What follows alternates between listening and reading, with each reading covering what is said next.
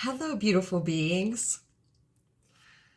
Right before having to talk about, I always say I just feel so surprised most of the time when they all of a sudden say, let's make a video, because I'm cleaning right now. I don't want these in.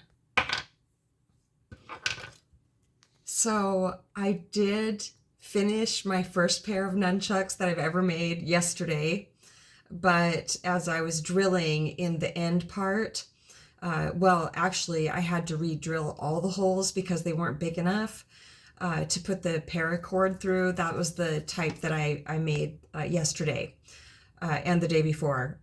I started the day before. So anyway, I broke the wood and tried to glue it and tried to put that like tin foil tape on it. And no, I'm not going to half-ass it. I am learning how to do this. I haven't been hard on myself at all. It's been very exciting. And I actually was able to use them for about 40 seconds before they broke apart. So I actually cut two separate lengths. No, that's not how I say it. I cut the broomstick that I bought.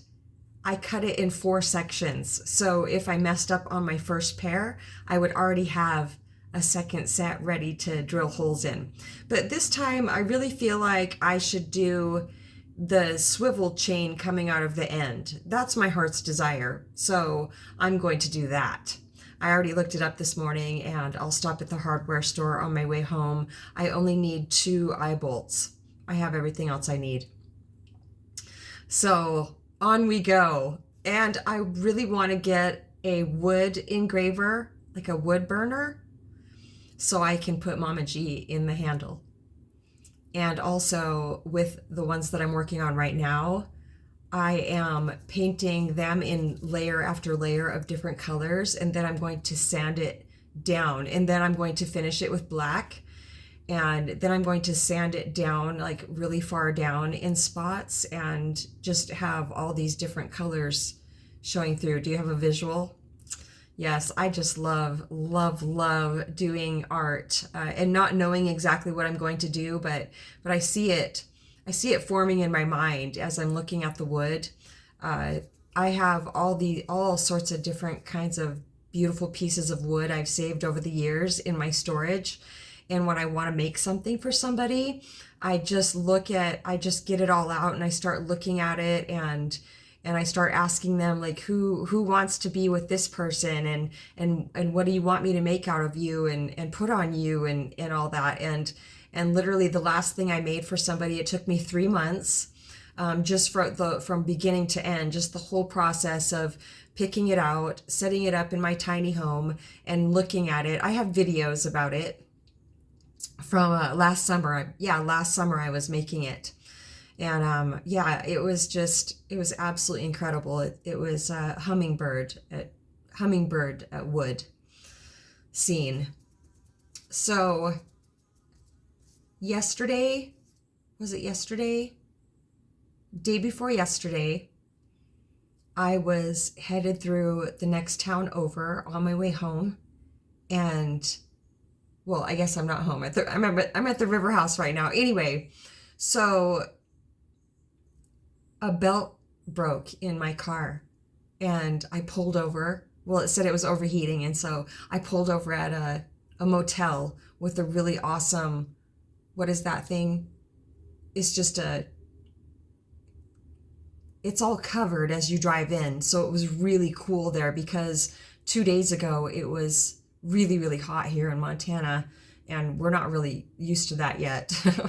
So I was very grateful that I had time to pull over there. And so I called for help and it was a pop quiz. I did not get upset once. I didn't feel stressed out. I am so aware of any thoughts that try to come in now. They can't sneak up on me. It's quite amazing. And I also observed that when the thoughts, because for me, I think for most people, our car breaking down is very anxiety producing. It definitely can be very fear inducing. And I didn't feel any of that. And any of the conditioned feelings that would have just automatically come in before, any of the fear that would have come up, it was so far out on my peripheral. It was like I was waiting to feel upset and I couldn't find it anywhere. Not even when the rude man came out of the hotel acting like he was the president, not literally, but acting like he owned the hotel. He was like, why are you fixing her car here? And we literally, all three of us just like, what? And he left his sunglasses on, even though it was shady too. And I said, do you have any sockets? One of my friends looked at me and laughed. And he wouldn't answer any of us. And like we were telling him, I said, well, my car broke down. My belt broke and my car was going to overheat. So my friends came and they're fixing it for me. It shouldn't be long at all now. And he felt angry to me. And he walked away and we're all just like, wow, yeah, we don't have to try to figure anybody out. That's all ego. He is an incredibly unconscious, beautiful being. And I felt a little bit of anger come up around that judgment for sure. Because, they're saying I felt anger because I want clear communication is what makes the world go round. And if I'm clearly communicating something to somebody and they're not getting it or they're acting like they don't get it, that seems like it could cause, I'm asking them stuff. They're saying seems is the operative word. Yes, his unconsciousness holds no power. It really holds no power. It's empty, even if it seems like it's powerful. It's just he needs to feel that to survive his disappointments in life, his grief that he hasn't processed, on and on. So, but I did go back in. I said, make it plainly obvious if there's anything that I need to say to this person about his rudeness to us and the unnecessary, how unnecessary it was. And so when my friends left, I did go in and he was nowhere in sight. I said, okay, thanks.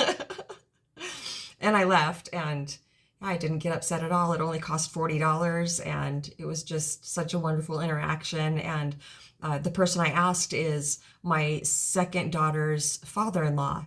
And he's been my mechanic for a really long time. He's not really doing a whole lot of that anymore, but he brought one of his grandsons, his older grandsons with him. I think he's like in his mid-20s or something, and he's teaching him all about it.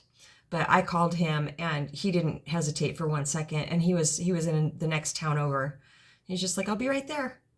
Yeah, just really sweet and loving about it the whole time. And they're saying that that's absolutely also a direct reflection of just how peaceful I felt through the whole experience.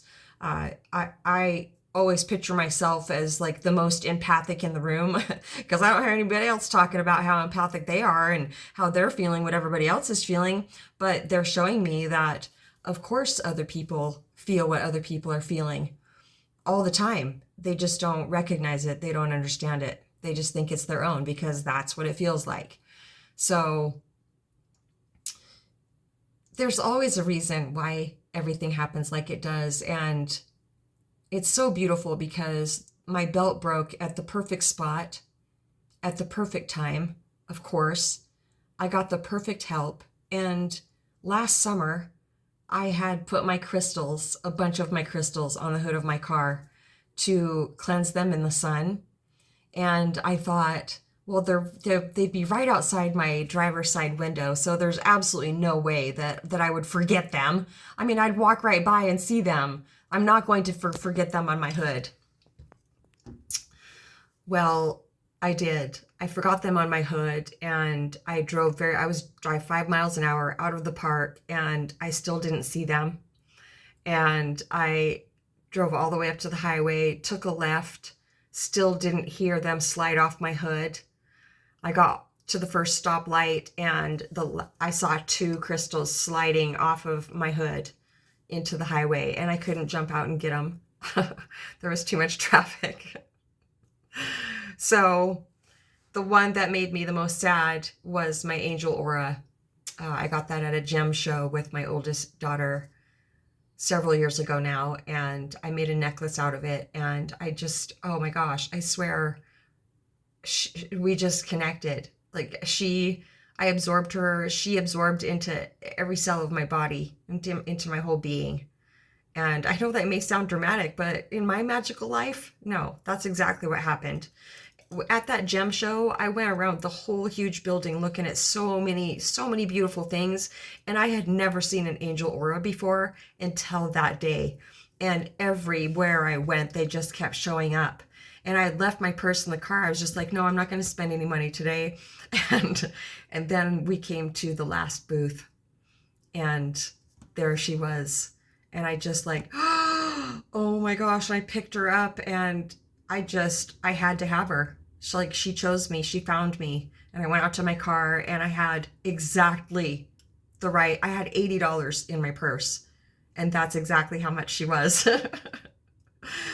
So I thought that I lost her, and that's fine. It's just a material object. I'm grateful that things like that happen, because it teaches me how to let go at a deeper level than I ever thought possible. And I actually grieved my stones. So when I was sitting there a couple days ago, my hood was open. And as I was waiting for my friends to get there, I started cleaning my car, the outside of my car, the inside, everything.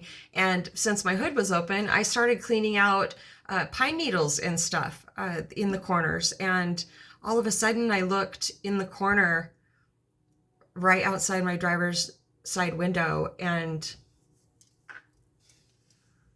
there was my angel aura.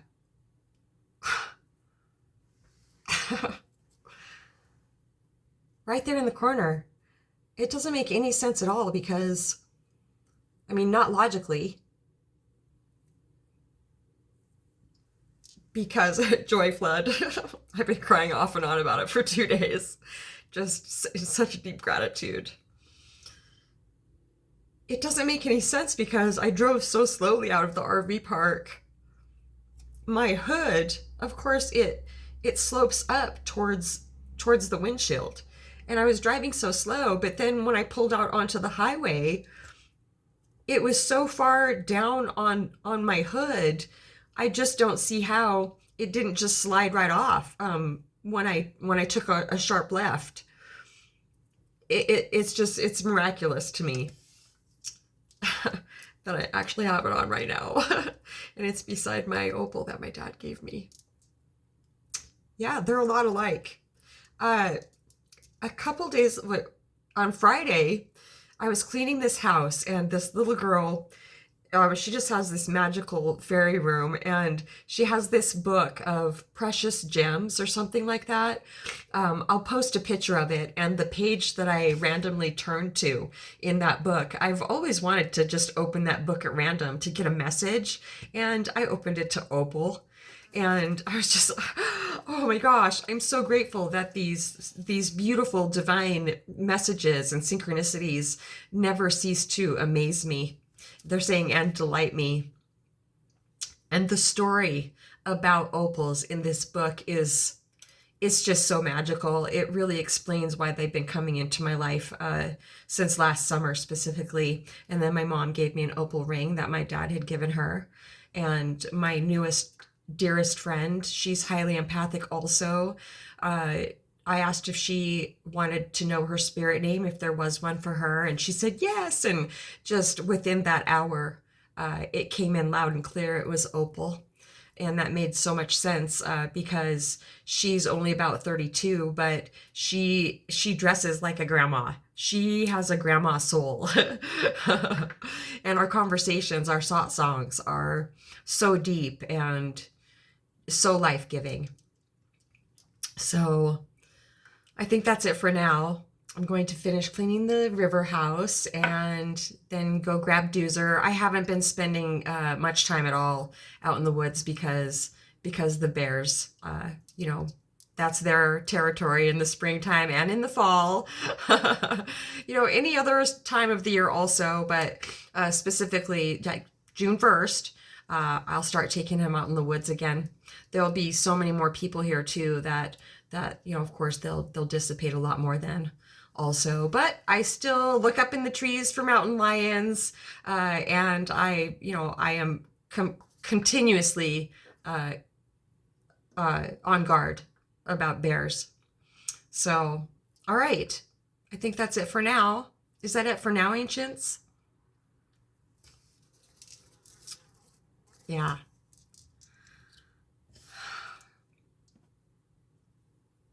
satsangwithmamaji@gmail.com. I love you so much. Oh, that's right. Thank you. More unicorn subscribers. Wow. Yeah, right before. That's right. It was so spontaneous, but right before, somehow, oh, right, I posted a Samanari Jayasara video that I was listening to. And when I did that, I saw that I have 229 subscribers. 229 beautiful unicorn subscribers. We love you so much.